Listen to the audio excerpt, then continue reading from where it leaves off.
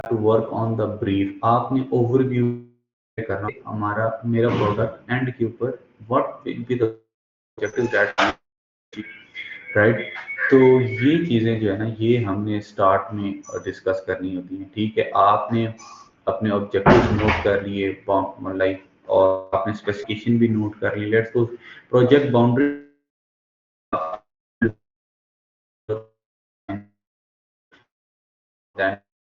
boundaries like this robot will have 20 miles per hour speed or 30 miles। तो ये सारी boundaries जो होती हैं ये आप पहले सेट करते हैं कि इसकी ये स्पेसिफिकेशंस है। आपने देखा होगा कि आप एप्पल का फ़ोन लें या कोई भी और फ़ोन लें, उसके कुछ एक स्पेसिफिकेशंस होती हैं कि इसके अंदर इतने वॉट की बैटरी है, ठीक है, इतनी इसकी, ये सारी चीज़ें जो होती हैं ये बाउंड्रीज होती हैं, ठीक है, ये उसके अंदर इंक्लूड होती हैं, उनकी इनिशियल ऑब्जेक्टिव्स के अंदर ये इंक्लूड होती हैं जो कि हमने वो अचीव करने का उन्होंने इनिशियली सोचा होता है। ठीक है, तो these are initial preparation for the client document, right? You can ask.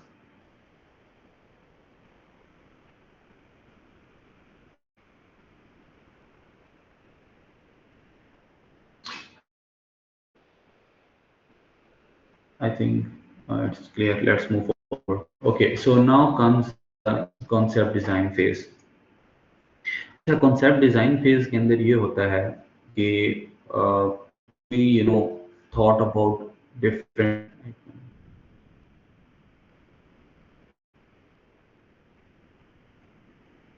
जी अब्दुल बासित।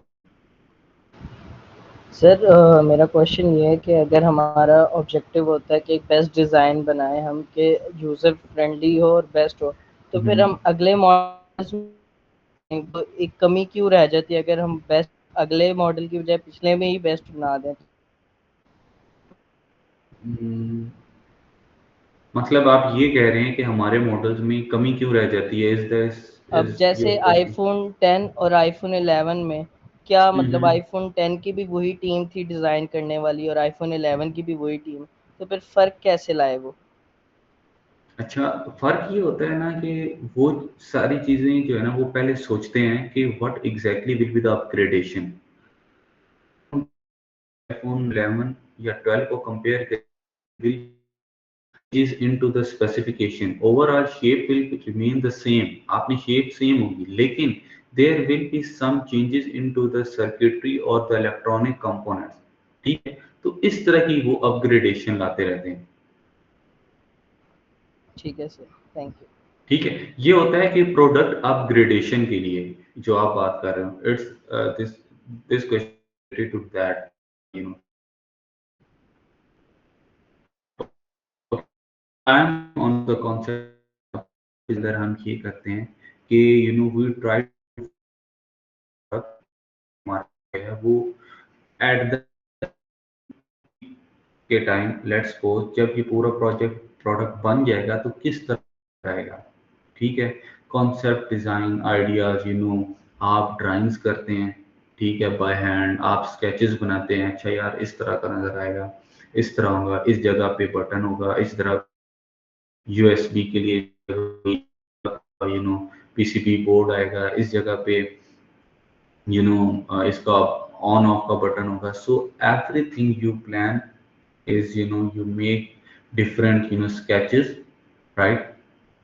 और इसके लिए हम लोग क्या करते हैं, हम रिकमेंड करते हैं कि we have to at least make 3 different concept, ताकि हम अपने हर एक कॉन्सेप्ट को अच्छी तरह एनालाइज कर सकें कि इस कॉन्सेप्ट के क्या प्रोज एंड कॉन्स हैं, हम हर एक कॉन्सेप्ट को अच्छे से विजुअलाइज कर सकें।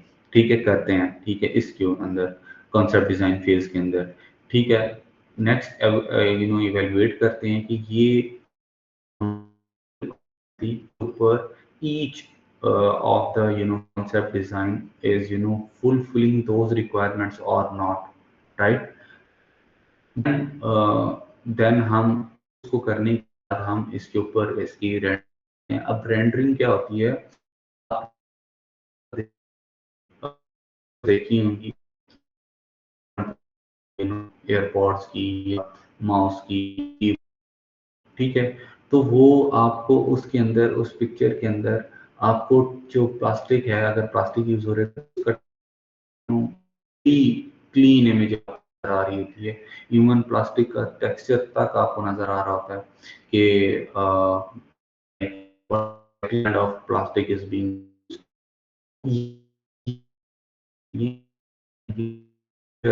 को हम renting software, multiple renting in the market, blender पे भी आप रेंडरिंग करते हैं, आप की शॉट पे करते हैं, एंड सम एआई भी सॉफ्ट उधर उसमें में, and you just go on to the website and और वो जो सारी प्रोसेस है वो क्लाउड कंप्यूटिंग के थ्रू होती है, and you get the renders. So ये सारी चीजें होती हैं आपकी इनिशियल कॉन्सेप्ट डिजाइन के अंदर। यू मेक उसका आप top, front, back and isometric view लेते हैं हर एक कॉन्सेप्ट डिजाइन का, ठीक है। तो इस कॉन्सेप्ट डिजाइन में हम लोग काम करते हैं, ठीक है। And in the coming upcoming lectures हम कॉन्सेप्ट डिजाइन के ऊपर, उसके अंदर भी विल शो कॉन्सेप्ट डिजाइंस और एंड इसके रेंडर्स वगैरह, there will be a complete lecture. फिर हम इसके ऊपर एक एक्सरसाइज भी करेंगे जिसके अंदर we will be providing you an idea, and you will be coming up with the concept designs. So then, and that will be very interesting activity as well. So concept design के ऊपर अगर किसी का कोई question है तो you can ask.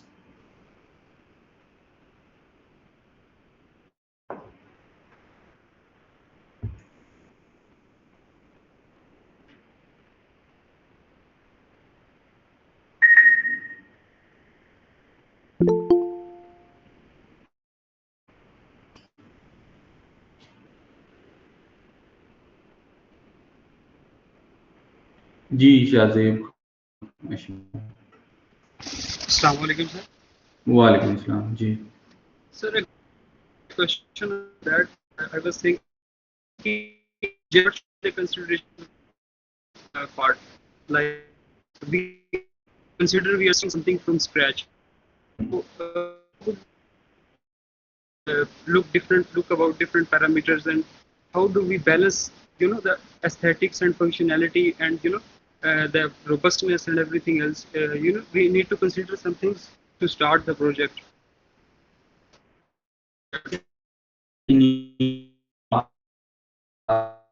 Let's suppose आप design कर रहे हैं एक प्रोडक्ट जो कि मेडिकल के लिए यूज होगा, राइट। तो उसके अलग कॉन्स्टेंट होंगे। सो ये जो चीज़ है ना, ये आप जिस इंडस्ट्री के रिलेटेड वो प्रोडक्ट आप डिज़ाइन कर रहे होंगे, आप उसको देखते हुए अपने कॉन्स्टेंट और अपने ऑब्जेक्टिव्स आप डिफाइन करेंगे इनिशियली। अब उसके अंदर ये होता है, अब लेट्स सपोज आप एक ऐसा प्रोडक्ट लॉन्च कर रहे हो, बना रहे हो, डिज़ाइन कर यूज़ करना है, एक ऐसे पेशेंट ने यूज़ करना है दैट हैज़, लेट्स सपोज एक ऐसा पेशेंट है, उस प्रोडक्ट को आपने बॉडी के ऊपर लगाना है, ठीक है। अब समटाइम ऐसे पेशेंट होते हैं जिनको स्किन एलर्जी होती है, ठीक है। तो then what will be the this ठीक है। तो बिफोर डिजाइनिंग दैट आपको ये वाले कॉन्स्टेंट जो होते हैं, ये इनको माइंड में रखना होता है। इसको अगर मैं डिजाइन टर्म्स में बोलूं कि आपने एम्फसाइज करना है, तो इसके लिए आप डिजाइन कर रहे हो, उनके साथ interact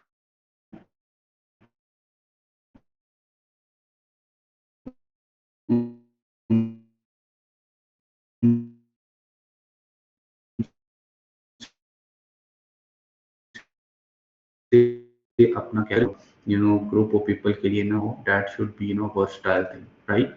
I hope I have answered is it?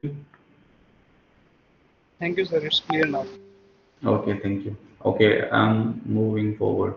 Okay, so यहाँ तक आपको क्लियर हो गया जी। यहाँ तक अब हमारे पास 3 कॉन्सेप्ट डिज़ाइन थे, राइट?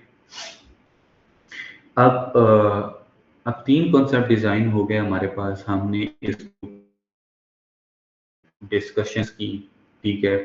लेट्स सपोज अगर हम मेडिकल के लिए बना रहे हैं, तो हमने मेडिकल के लोगों के साथ डिस्कशन की, उनकी इसके ऊपर इनपुट ली, अपनी इनपुट इसके ऊपर देखी, and discussed with the you know experts in that field कि यार ये चीज़ ऐसे है, तो ये डिज़ाइन बेस्ट होगा। तो then based on that you come to a decision कि एक कॉन्सेप्ट डिज़ाइन जो है वो आपका उन initial set of objectives and goals को फुलफिल कर रहा है, and you are going to choose that one. उसको आपने चूज किया, and then you start a detail cat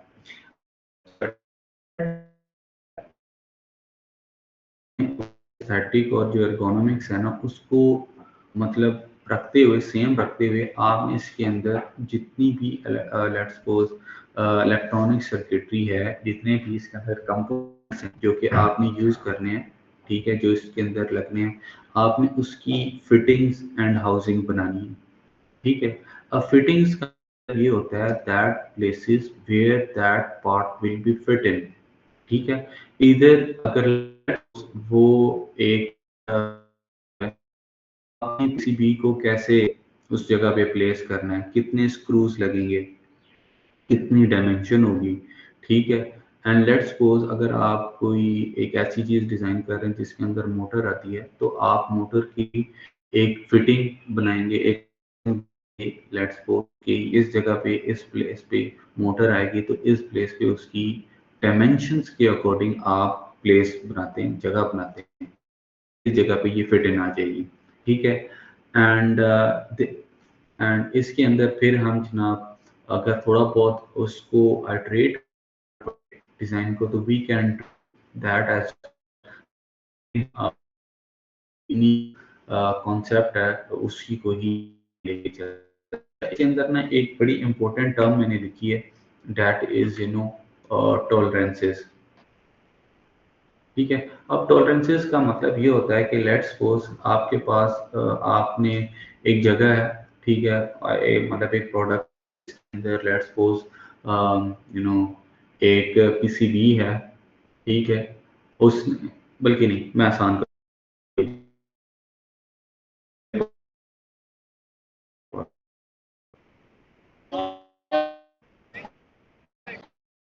ना कुमी ओए अंजू हंदावा देखी हाँ ਇੱਥੇ ਗਿਰੇ Asim please mute your mic please. आ तो थोड़ा थोड़ा रिलैक्स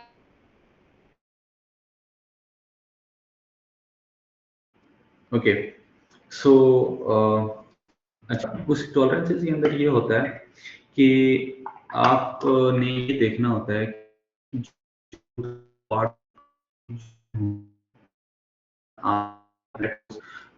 एक डिस्टेंस है 5 आपने पीसीबी बोर्ड लगाना, ठीक है।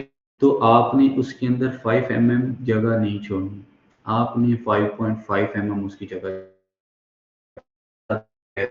जब आप वो इनिशियल प्रोटोटाइप कर, आप जब अपनी जगह उसके लिए स्पेस छोड़ते हैं, तो जब आपका पीसीबी उस जगह पे आएगा, तो it will not fit in. आप लेट्स सपोज, अब आप ये देखें, ये एक इंक्लोजर हमने डिजाइन किया, ठीक है। अब इसकी लेट्स सपोज डायमेंशन है, यू कैन से 2 ठीक है। तो हमने जो इसके अंदर टॉलरेंस रखी है वो 2.5 की रखी है, ताकि ये सही तरह से इसके साथ यू नो इसके साथ सही तरह से ना यू कैन हो जाए, ठीक है। तो ये चीज होती है ना, that is comes under the tolerances, right. So ये चीजें जो होती है ना, ये हम डिटेल कैड के अंदर इसको ख्याल रखते हैं, इसका, इन चीजों का, इन detail CAD modelling.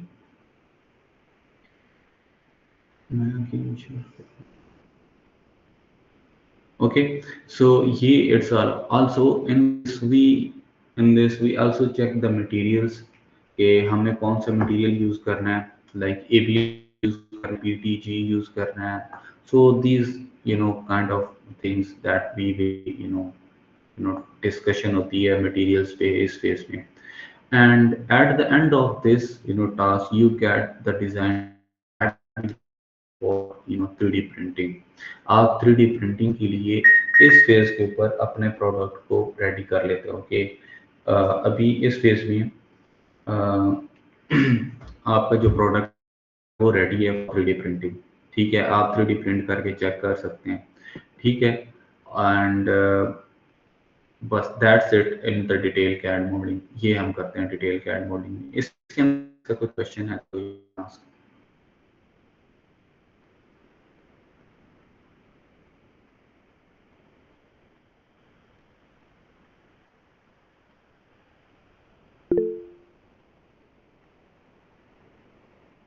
Ji. Sir, I needed to ask when we are starting to design something from scratch. So obviously we have to obviously test and validate the product that we are going to make or the prototype that we are making. So is there any? I would ask any standards for the product, for the functionality test or user experience uses different products in different conditions in different settings. Everyone has their own different way of using any product. So I would ask, what are the parameters that we need to set for the testing of the prototype that you are designing, sir? Like you mentioned, design for manufacturing. So one perspective is that it should be designed a manufacturing friendly product. But what about the testing and validation of that product? हाँ, testing and validation में ये आता है ना कि आप let's suppose आपका कोई project and you want to make it waterproof, right? तो वाटर प्रूफ के लिए ना ये होता है कि यू यूज पहले आप वाटर प्रूफिंग के लिए देखोगे वाटर प्रूफ कैसे मैंने बनाना है. ठीक है, उसके लिए ये होता है कि आप कोई ओरिंग्स यूज करते हो, आप कोई और मैकेनिज्म यूज करते हो. ठीक है, आप ब्रास इंसर्ट और वो चीज़ें यूज करते हो. ठीक है, आप वो यूज करके then you test and validate. अब लेट्स सपोज अगर मैं वाटर प्रूफिंग की बात करूं तो आप ये ब्रास इंसर्ट एंड इनको यूज करके अपने अंदर then you can do a water test at your place. ठीक है, जब आपने ये कर लिया, टेस्ट हो गया, वैलिडेट हो गया कि पानी जो है वो आपके इंप्लॉयर के अंदर नहीं है, that means your employer is waterproof. फिर नेक्स्ट स्टेप इसका ये आता है, then you go for a certifications. You know that is ISO का एक स्टैंडर्ड है जिसको IP67 कहते हैं. Then you apply for that and you validate कि आपने जो इनिशियल वाटर प्रूफिंग का बोला था दैट इज सर्टिफाइड. फिर वो टेस्ट और वैलिडेट करके देन दे मेक प्रोडक्ट जो है ना वो IP67 है और ये वाटर प्रूफ है. So this is how the testing and validation comes under. और इसके अंदर एक और चीज भी आप कर सकते हो. अब लेट्स सपोज कोई ऐसा प्रोडक्ट है जिसके अंदर स्ट्रेस तो उसके लिए आप सॉफ्टवेयर के अंदर पहले इसको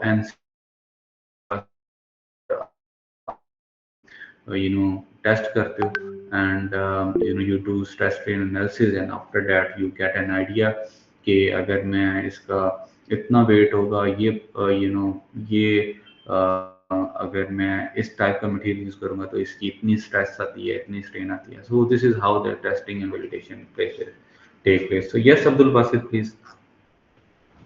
सर मेरा क्वेश्चन ये है कि जब हम कोई प्रोडक्ट बनाते हैं जैसे कोई इलेक्ट्रॉनिक्स की चीज़, उसमें हम बैटरी की एक जगह होती है, एक रैम की सपोज करें जगह, तो वो हम चीज़ें मेजर करते हैं कि बैटरी का क्या साइज़ है, रैम क्या, उसके मुताबिक बनाते हैं या पहले बॉक्स बनाते हैं और उसके मुताबिक बैटरी या वो रैम? नहीं, हम ये करते हैं कि लेट्स सपोज आपने बैटरी चूज कर ली.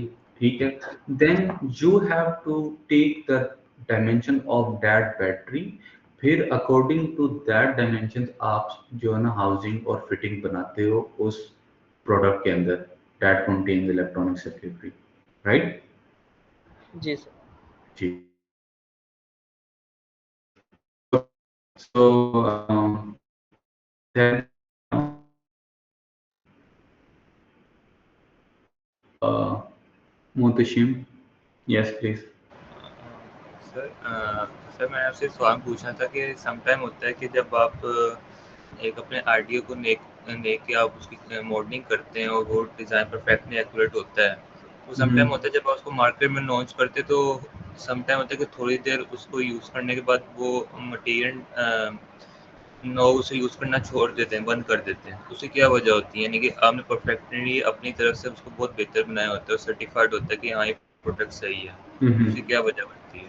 अच्छा, इसकी ना दो तीन चीजें हैं। पहली बात तो ये है कि इसके ऊपर that question is related to पहले तो हमें ये सोचना है कि जो हम चीज मार्केट में लेके जा रहे हैं, जो हम बेचना चाह रहे हैं, कि उसका इनिशियल आपने उसके ऊपर कितनी रिसर्च की है, कितनी नीड है मार्केट के अंदर। ठीक है, आपने कहा कि वो मतलब शुरू में अच्छा सेल होता है, देन नॉट सेल। ये जो चीजें हैं ये आफ्टर प्रोडक्ट चीजें हैं। आपके पास प्रोडक्ट मैन्युफैक्चर हो गया, मे बी इसके अंदर आपकी मार्केटिंग एंड सेल्स की जो टीम है उसका भी इसके अंदर बड़ा होता है। अब ये है कि इसके अंदर आप डिजिटल मार्केटिंग करते हैं, so that comes under that area कि आप कितनी इसकी मार्केटिंग करते हैं। तो आप, इसीलिए मैं कह रहा हूँ ना कि आप हर एक स्टेप के ऊपर कॉन्शियसली अगर काम करेंगे, आपका इनिशियल जो एम्स एंड ऑब्जेक्टिव्स होंगे, आपकी मार्केट रिसर्च, आपकी नीड काम कर रहे हैं, तो मेडिकल के जो डिफरेंट एक्सपर्ट्स हैं साथ डिस्कशंस करके कि यार दिस इज द आइडिया और ये ऐसे ऐसे हो सकता है, वो फिर आपको बेटर अंडरस्टैंडिंग हो जाएगी कि जो मैं प्रोडक्ट लॉन्च करना चाह, इज इट वर्थ इट और not, right? So I think that was answer. जी Yes. Mohtashim, okay, thank you, let's move forward. Okay, so in the prototyping, then comes the prototyping phase. So prototyping phase का ये होता है कि इसके अंदर there are we prepare the files for each part, that is printing. अच्छा, 3D printing के लिए ये जो STL लिखा हुआ है, STL is an extension for the files. अगर SolidWorks को यूज करता है तो उसकी जो सोर्स फाइल होती है उसकी एक्सटेंशन होती है SLDPRT। तो इसी तरह जो एक 3D प्रिंटिंग के लिए जो फाइल लोग रेडी करते हैं वो होती है STL, ये एक फाइल एक्सटेंशन है। उसके बाद BXF होती है, ये लेज़र के लिए होता है, लेज़र कटिंग के लिए होता है। प्लान फॉर प्रोटोटाइप, आपको कौन सा मटेरियल चाहिए 3D प्रिंटिंग के लिए, ठीक है, उसकी अवेलेबिलिटी है कि नहीं है पाकिस्तान में। एंड देन द कंपोनेंट्स जो आप यूज़ करना चाह रहे हैं, लेट्स सपोज स्क्रूज हो गए, एंड ब्रास इंसर्ट हो गया, अगर आप वाटर प्रूफिंग तो गैस्केट्स एंड और रिंग्स, क्या वो मतलब इन सारी चीज़ों को आपने प्रोटोटाइपिंग फेज में अवेलेबल करना है अपने पास, ठीक है। आपका प्रोडक्ट जो होगा वो होगा and you won't be able to test and validate.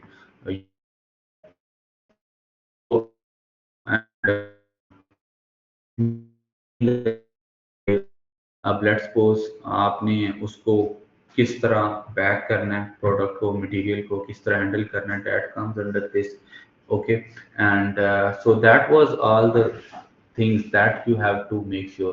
So अगर मैं प्रोटोटाइपिंग को समराइज करूँ into sentences, all about planning of the components and preparing the files for 3D printing. So these are the activities that you are working into the prototyping phase. तो prototyping phase के अंदर किसी का कोई question है तो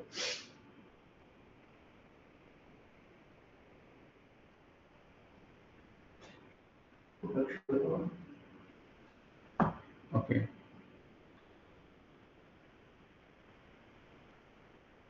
Are you guys able to see this? आप देख सकते हैं इसको, ये इंक्लोजर को? Yes sir, yes sir. एक ये वाला इंक्लोजर,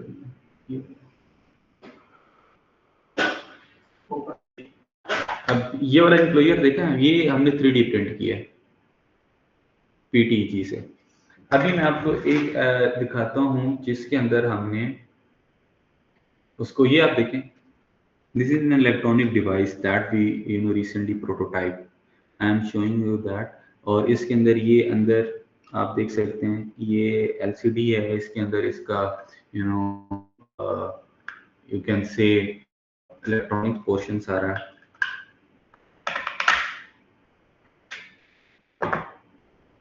ये देखें, ये इसका अंदर सेल्स हैं, बैटरीज, ये पीसी है इसके अंदर लगा हुआ। तो this is how in this phase we 3D print and incorporate everything into that 3D printed parts, right? और ये this is how it take place। जी बासित, आपका क्वेश्चन। सर हमें ये कैसे पता चलेगा कि जो हमारा डिज़ाइन है किसी प्रोडक्ट का वो दूसरे जो बड़ी कंपनीज है वो है उनके डिज़ाइन के सिमिलर नहीं है, क्योंकि इतने प्रोडक्ट्स होते हैं, हम कैसे जज कर सकते हैं? और पेटेंट का इशू भी होता है, तो वो केस ना करते हैं, कैसे ये पता चलता है? अच्छा, ये इसके अंदर ये होता है ना कि आप let's suppose it's all about your research. अब लेट्स सपोज आपके टाइप का ही एक प्रोडक्ट किसी और कंपनी ने बनाया हुआ है एंड उनके पास पेटेंट है। अब एक तो ये है ना, अगर आप वैसे देखा जाए, एथिकली देखा जाए, तो you can't replicate that, right? आप उसको रेप्लिकेट नहीं कर सकते। इधर आपका इंटेलेक्ट आता है कि आप उसके अंदर और वेरिएशन कितनी लेके आते हैं, या आप एक और काम कर सकते हैं कि आप उसके जो मतलब स्पेसिफिकेशंस हैं, ठीक है, उनको आल्टर कर सकते हैं, उनको चेंज कर सकते हैं, ठीक है, and then you can come up with better solution, right? Yes sir. जी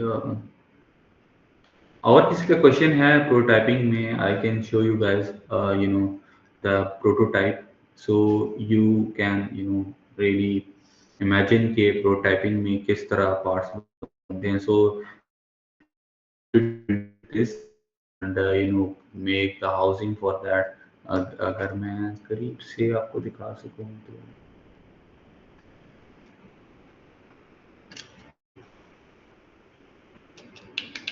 तो ये सारी चीजें होती हैं 3D प्रिंटिंग में, राइट? इसकी प्रोटोटाइपिंग में तो प्लीज टू आस्क।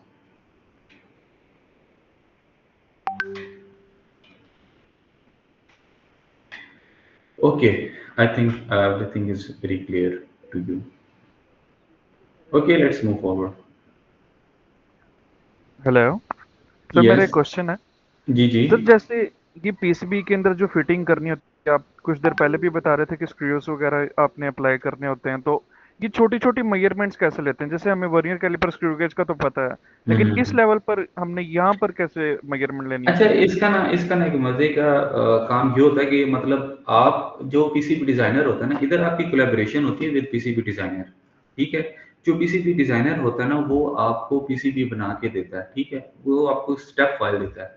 आप उस स्टेप फाइल को पीसीबी कैड के अंदर एंड उसके अंदर ना पीसीबी के काउंटिंग होल्स उसने छोड़े होते हैं, ऑल दैट, ठीक। तो उधर से जो स्टेप सॉफ्टवेयर में लेके आके you can easily find the dimensions, अगर आपको टूल अच्छे से यूज करना आता है सो कैड का, तो उधर से ले सकते हैं डायमेंशंस, ठीक है? I forgot who asked the question, so I hope that makes very clear. Rahil, आपने क्वेश्चन किया था? हाँ जी, मैंने किया था, it's clear. Okay okay okay, let's move forward. अच्छा जी,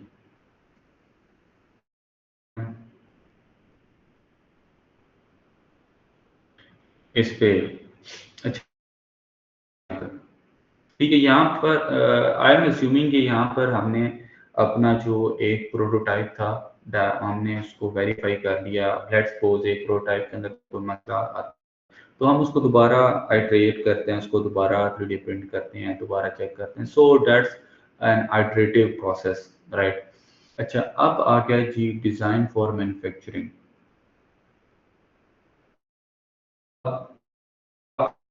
वो प्रोटोटाइप हो चुका है, you have incorporated every aspect of that. अब आपने मार्केट में लेके आना है, इसको मार्केट में लाने के लिए आपको मैस मैन्युफैक्चरिंग चाहिए होगी। अब मैस मैन्युफैक्चरिंग मतलब आपने 20,000 प्रोडक्ट जो है ना वो लेके आने हैं, वो कैसे बनेंगे? अच्छा, उसके लिए ना आपने अपने प्रोडक्ट को एनालाइज करना है, ठीक है, और इसके अंदर ऑप्टिमाइज करना है कि कहाँ पे ज़्यादा मतलब मटेरियल है उसको रिमूव करना है। सो बेसिकली जो process for the mass manufacturing use होता है उसको कहते हैं हम इंजेक्शन मोल्डिंग। ठीक होता है कि आप मोल्ड डिजाइन करते हो फॉर योर साइकिल होता है सपोज फॉर 10 years, और उसके अंदर से आप थाउजेंड्स ऑफ प्रोडक्ट आप बनाते हो। मोल्ड मीन्स आप एक डाई बनवा के रखते हो अपने प्रोडक्ट की, जिसके थ्रू आप हजारों प्रोडक्ट बना रहे होते हो, ठीक है। अब इसके अंदर इंजेक्शन मोल्डिंग के अंदर क्या होता है कि आपने जो 3D प्रिंट के लिए रेडी किया हुआ होता है पार्ट, उसको अब आपने इंजेक्शन मोल्ड के लिए यूज करना होता है। अब इंजेक्शन मोल्ड के कुछ सेट ऑफ ड्राफ्ट का ख्याल रखना, ये आगे टेक्निकल चीजें हैं, जब हम लेक्चर डिलीवर करेंगे इसके ऊपर तो हम आपको इसका अब के अलावा इसका एक और रूल ड्राफ्ट का कट आउट और हम एक सिमुलेशंस भी रन करते हैं कि मतलब कि जो मटेरियल होगा उसका उसको हम कहते हैं सिमुलेशंस को फ्लो मटेरियल का फ्लो किस तरह होगा और कैसे ये मोल्डिंग हो रही होगी। सो इसकी सिमुलेशन भी होगी वर्क के अंदर। तो ये सारी चीजें जो होती हैं ये हम करते हैं। So once you have done everything, documentation इस पर करनी होती है जो कि स्टैंडर्डाइज डॉक्यूमेंटेशन होती है, जिसको हम कहते हैं 2D ड्राइंग्स। और 2D ड्राइंग जो होते हैं ये जो मैथ्स में वाले होते हैं उनको चाहिए होती हैं फॉर मोल्ड डिजाइन। वो 2D ड्राइंग्स को देख के आपका मोल्ड डिजाइन करते हैं होगी, और आप उसकी उसको सोर्स दिखाते हैं, and then you also provide के ये चीजें इसके अंदर होनी है यूज के related and everything. So this type of activity is being done इन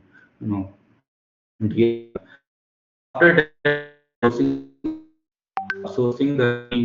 इस तरह होता है कि होता है कि आप 5 to 6 मैन्युफैक्चरर को कांटेक्ट करें फ्रॉम चाइना एंड और पाकिस्तान, और आप उनसे बोलें कि हमें जी इसको मैस मैन्युफैक्चर करवाना है, मुझे पर यूनिट कॉस्ट दें, मुझे मोल्ड की कॉस्ट बताएं।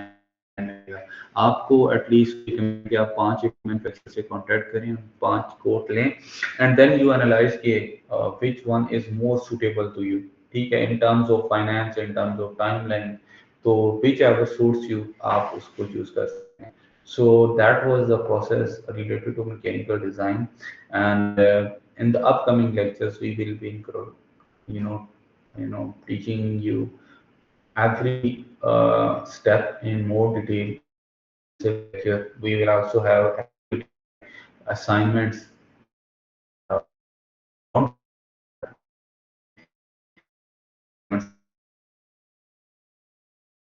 वो थोड़ी इंटरेस्टिंग होगी, and you guys will enjoy. और अभी मैंने आपको मैकेनिकल डिज़ाइन प्रोसेस है, ठीक है, इसी तरह इलेक्ट्रॉनिक का भी होता है, because we are mainly focusing on mechanical. तो मैकेनिकल का मैंने आपको बताया है। बाकी यार अगर मैं आई विल गो क्विकली कि इलेक्ट्रॉनिक्स में क्या होता है। पहले मैं पूछूंगा मैकेनिकल के ऊपर किसी को कोई डाउट या कोई क्वेश्चन है तो यू कैन आस्क।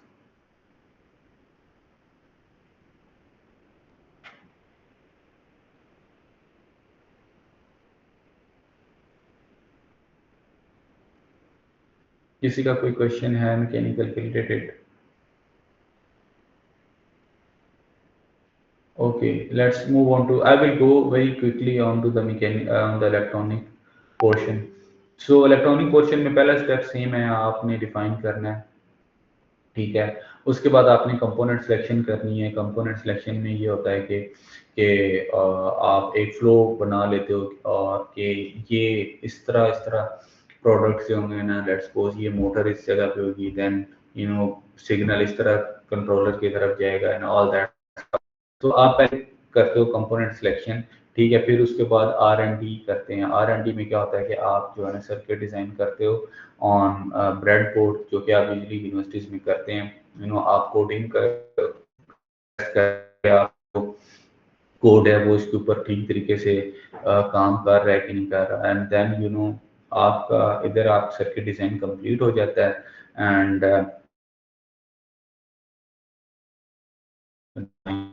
एंड इसी बात मेरे ख्याल में यूनिवर्सिटी लेवल पे ज़्यादातर प्रोटियस यूज़ करते हैं, but I will recommend you guys कि आप जो प्रोफेशनल सॉफ्टवेयर हैं लाइक RTM, ईगल की कैट, आप उनको भी, वो मैकेनिकल के सर, मैकेट्रॉनिक्स में भी हैं, तो आप लोग उनको भी देखें।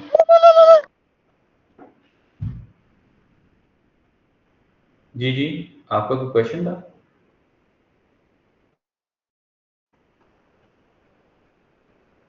ओके, तो पीसीबी डिज़ाइन क्या मैंने आपको बताया। फिर डिज़ाइन आप लोग यूनिवर्सिटीज़ लेवल पे मैकेट्रॉनिक्स स्टूडेंट्स होते हैं या जो इलेक्ट्रॉनिक्स होते हैं वो ज़्यादातर एचिंग कर रहे होते हैं।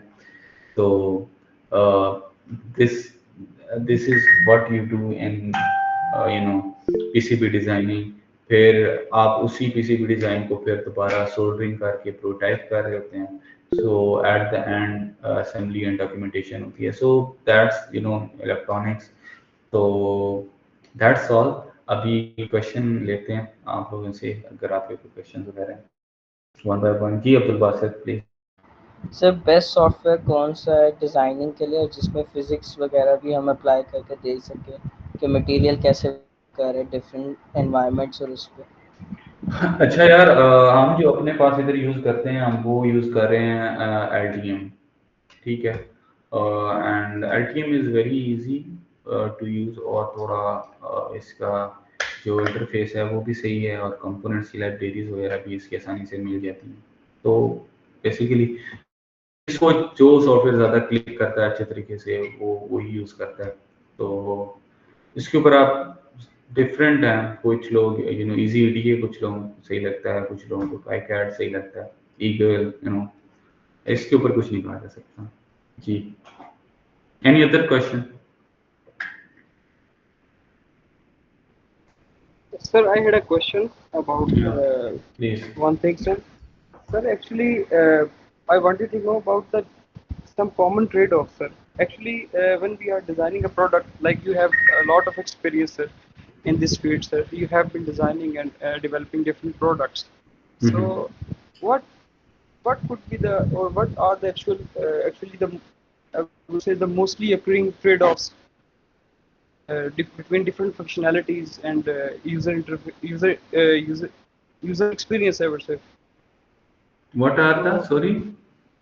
the common trade-offs, like when we are designing a product from scratch, so we would have to let something go and prioritize something. So what could be the, I'm talking about the trade-offs.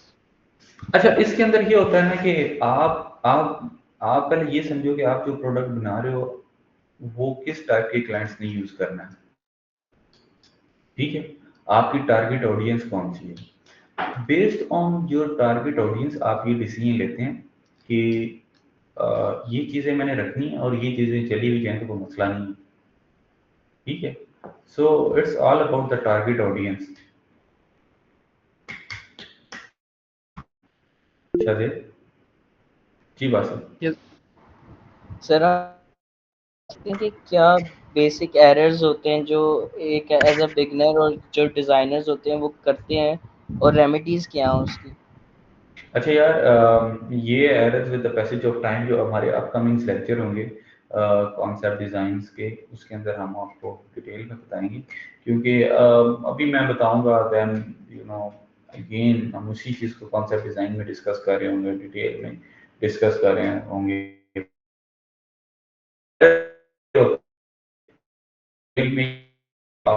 Tolerances और इस तरह की चीज़ों का ख्याल नहीं रख रहे होते, तो आप बड़े कॉम्प्लेक्स डिज़ाइन कर देते हो जो कि प्रिंट नहीं हो सकता होता। तो these are the things that we have to see, we have to make sure कि okay sir, thank you. Okay, Ji, thank you so much, guys, um, for your presence in today's lecture. So in the upcoming lecture, we will be starting from concept design and onward. So that's all for today's session.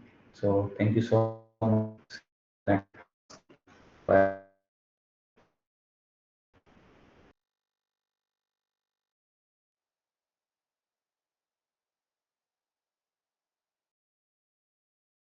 वही recording नहीं होगी।